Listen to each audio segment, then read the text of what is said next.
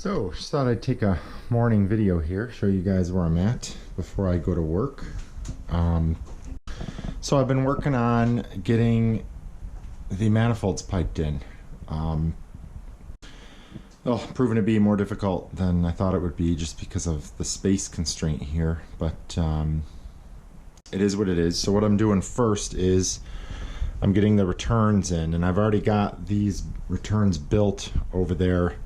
What I had to do was stagger the three-way valves because there's no way to have them straight on, because this 90 would be in the lane of the next return pipe. So I 45'd everything, and then what I'll do is I'll have them come out like that, basically each one of them, and this will be the supply. So the return will be in the back. This one isn't exactly 45 because I can't get it closer to the wall, and I don't really want it touching the wall, but it's close enough. It'll set my depth out from the wall here, and then I can set the other two at 45-degree angles. I can set them out to come out to this depth. So then from here we'll have my one-way check valves, my shutoffs, and then I'll have my supply header here somewhere, which should clear the bottom of this and turn. And then I might have to get a couple 45s or do some fancy work because this is out further from the wall than this is. So I might have to, I can't move the whole riser over any further because of this. So I might have to bring it up and then maybe 45 and 45 and hit my 90, and then I can also swing it which way I need it and go from there. So yeah, if anything, it'll be swinging out.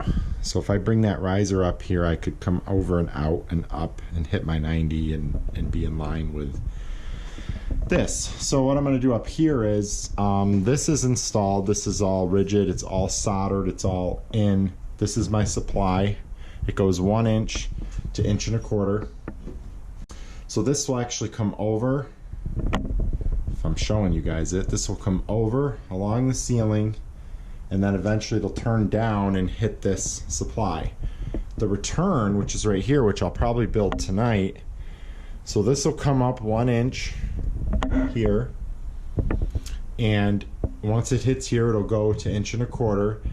That's going to come up and turn and go through these hangers here into that pipe and down. So the supply is going to go over the top of the return, which is okay. I mean, that's really the only way I had to do it. I'll have clamps like this on the wall back here on all of them, keep everything nice and straight. So my original plan was to have the copper enter all of these manifolds from this side too, like to have all the copper come down and kind of go each way. It's not going to work. I mean, I just don't have enough room here. So I put the vents on the right.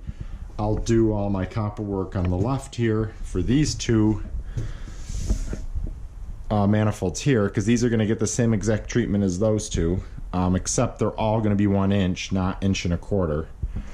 So the supply will turn, it'll go up, it'll tee in here, and it'll be 1 inch back. But that'll be this zone. The one in the middle is going to go up, over, turn, and run right down the wall here. And then I might have to do some fancy 90s or something here, but the middle one will be my concrete slab zone, and that will feed this zone from the right. That way I don't have all that copper up here. I am kind of restricted with this vent pipe here.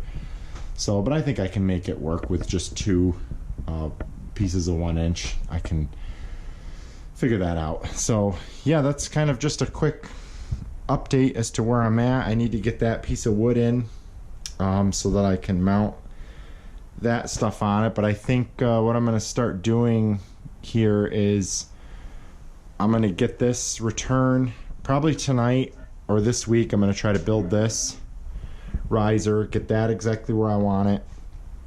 And then what I'll do is I'll probably get the return all in, all soldered, all installed, pipe doped, Teflon taped and everything, so it's all nice and tight, it's all rigid, it's mounted to the wall, the return is good to go. And then all I have to do is work on the supply here, and I can kind of go from there and figure that out, get that all installed. So at least up to this point here, if I could get everything from these, you know, get all the return, then I'll probably go to the next return and the next return and get all the returns in, and then I can do the stuff in front of it, which is the supplies, and get those in, get everything piped up to the header. And then I think my last thing I'll do is probably figure out this down here, maybe how to get this in. It kind of sucks building it this way because, you know, normally I like to start at one end and work my way out and finish it, and now I'm kind of starting from both ends, so eventually it gets difficult to fit pieces of pipe in. You know, with this return, I'm thinking if I get a pipe in here with my 90, and this 90 that goes this way will have a vent on it, a high vent on it, and it'll be over here, so it should miss this supply. It's going to be way out here like this. So but what I could do is put this pipe in, get that 90 in, and then I can break these here and kind of, you know, put the whole thing together that way. The supply, I can do the opposite. I can build this, I can come over this way, and then I can get the 90 on this way, and then try and get it up, swing this in. It's a lot of juggling and figuring things out, and, you know, to fit all of this. But I think as of right now, that's my plan, is to get all three returns in, get them right where I want them, get them 45, get the valves in place, and then solder everything, get it all good. Then come out to the supplies for each one, get those supplies in, at least from the T's on, which includes the pumps. So the pumps have to be after the T, so that when the Belimo valve is closed, it can circulate. So from here, pretty much above these T's, there will be nothing but the pumps. So I'll probably put the pumps like up here somewhere. And then below it, like I said, check valve, shut off, header, and then I'm good to go. So it's just a matter of finishing to build this out, and then I can fill it, and I'm good to go. So the heaters have been working great. Everything's been running pretty smooth. No issues with anything. The wife and kids are back to school and work now, so I do shut that aquastat for the recirc off pretty much at 8 o'clock. And I have it off now because I just manually turned it off because I'm about to leave, and you know, nobody's here till 3, 4 o'clock. So what I've noticed yesterday when I did that, it's just like at nighttime. Without that recirc pump sucking heat out of the tank every, 40 minutes, 30 minutes, that tank will stay, once it comes up to temperature, this will probably kick on. I see it's at 126 right now, so it drops 1 more degree, this might come on. It'll keep that temperature in that tank for 6 hours, 6.5 hours before it needs to turn this on again. So it'll pretty much go all day from 8 to 2, and 2 o'clock is when school's out. So I'll program that to come back on at 2 o'clock every day. And that way, by the time everybody gets home, if they're washing hands or whatever, they'll have instant hot water ready. But between 8 and 2, I don't need the heaters kicking off every hour, hour and a half. This can just sit idle, and there's no chance of Legionella because the tank is at 133 and it's just sitting there, slowly dropping down to 125 or 120, below 126. I think I have it set to. So yeah, I mean it works. It works great. Only other things I need to order, I believe, are the 245s that I'm going to need to get that angle right there. And I'm probably going to need some more 1-inch 90-degree elbows, but those are, easy. If I can't get them online in time, I can just run to, Lowe's or Home Depot and get those. And I am going to need an expansion tank. I do have a 30 that was mounted there.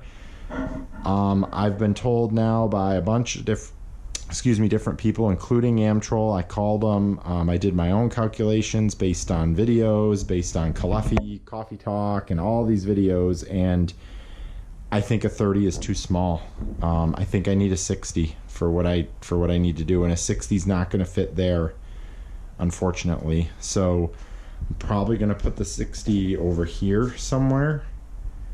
You know, and then I don't know what I'll, you know, I could just get rid of that bracket and maybe just pipe the expansion tank off the bottom of that spiro vent over to there and put a 60 in. But with all the radiant and all the Snowmelt, and I mean, I've got a lot here, and even though this one won't be hooked up right away, you know, I have a feeling once everything else is on. My one daughter loves running around now without shoes and socks on. She loves it. So wait till the floors are heated. I mean, they're going to want this throughout the rest of the house. So I have a feeling it won't be long before I'm installing it in the rest of the first floor that I can get to from below. And, you know, that's easy. I can just bring the PEX down up here, loop it around the back, come out here and hook it up. But I will have... My plan is to have glycol right up to the shutoff. So I'm going to go ahead and pipe all this in right now, just like this, over here.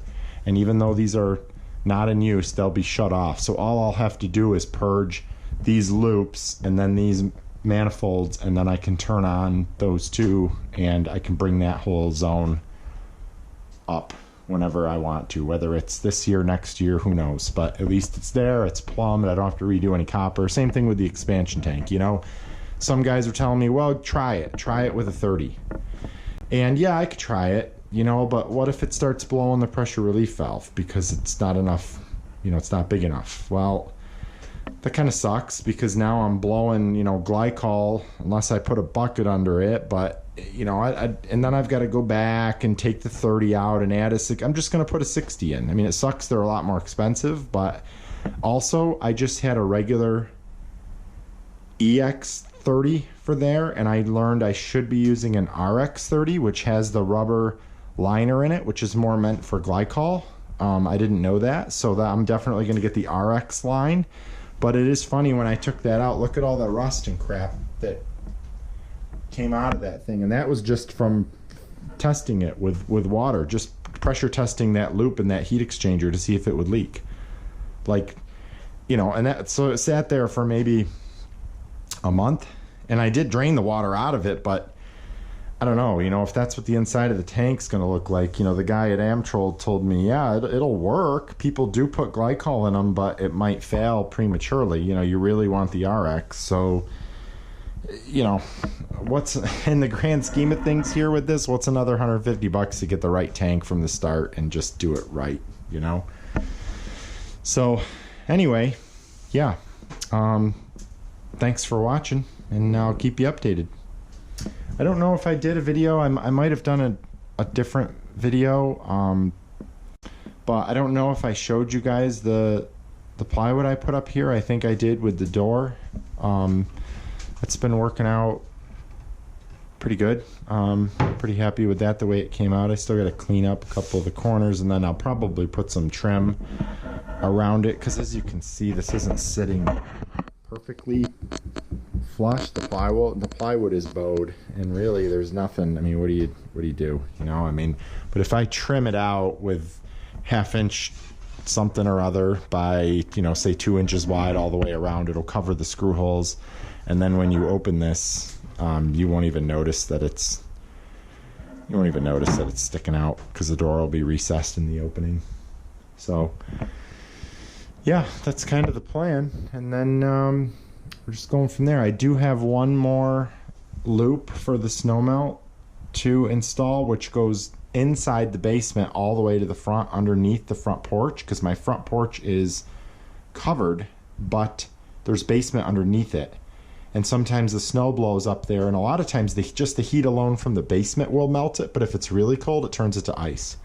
So my front porch gets icy because you've got, like, you know, some heat that's melting it, but not enough to dry it, and it turns into a mess. So I provisioned the extra loop to run up through, it'll run down through the header that I installed here that goes all the way to the front of the house. I basically packed the I-beam that's in my basement here, and this will be for my sprinklers. This is my irrigation line that runs to the house. These are the 2 lines that go to the furnace humidifier, and what I'll do is I'll install a couple of loops, you know, supply and return there for that porch mount. I don't know if I'll get that done this winter because I still have to finish packing that whole beam all the way to the front of the house, but in the meantime I'll just put a couple of pieces of PEX in here with some 5/8 inch plugs, or I can just make a loop and you know, just loop it off and be done with it. It would be nice just to get it in completely so I don't have to drain everything later to add it, but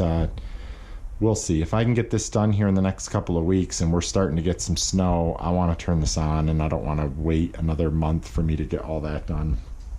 So anyway, yeah, that's where we're at. So I'll take a video next time and show you my progress. Thanks for watching. Hey guys, real quick here. A couple of videos ago, I put a link in the description above here, but I did a venting video about how I installed these vents here for both of these units on the outside of the house, and as you can see, it just dripped there. I did pitch them, at least the concentric vent kit portion of the vent I pitched out. And I had a bunch of people in the comments tell me that, you know, they really should be pitched back to the heaters for proper condensation so that all that condensate goes back to the heaters and can aid and let the heaters condense. And that is very true.